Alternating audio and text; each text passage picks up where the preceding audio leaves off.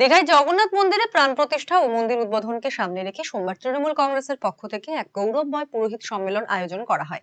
এই অনুষ্ঠানে উপস্থিত ছিলেন তৃণমূলের দিনহাটা 2 নম্বর ব্লক সহ সভাপতি আব্দুল সাত্তার সহ বিভিন্ন বিশিষ্ট ব্যক্তিবর্গ।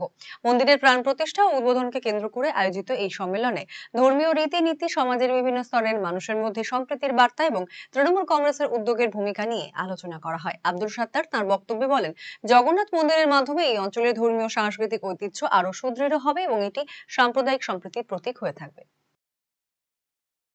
এটা উদ্যোগ হচ্ছে মূলত আমাদের সর্বোচ্চ নেত্রী এবং বাংলার মুখ্যমন্ত্রী মাননীয় মমতা ব্যানার্জির উদ্যোগে এবং অনুপ্রেরণায় পুরীর আদলে জগন্নাথ ঠাকুরের যে মন্দির দীঘাতে তৈরি করার কাজ শুরু হয়েছে, তার সমস্ত রকম পরিকাঠামো কাজ সমাপ্ত।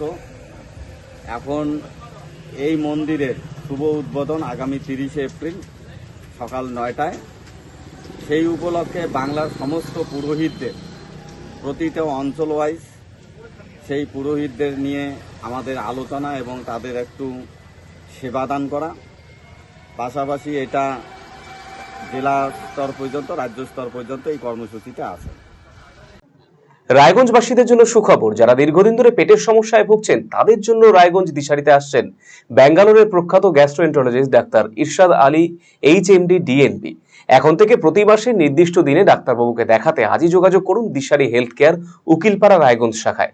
যোগাযোগ করুন 7477785509 এই নম্বরে এবং 7477785512 এই নম্বরে।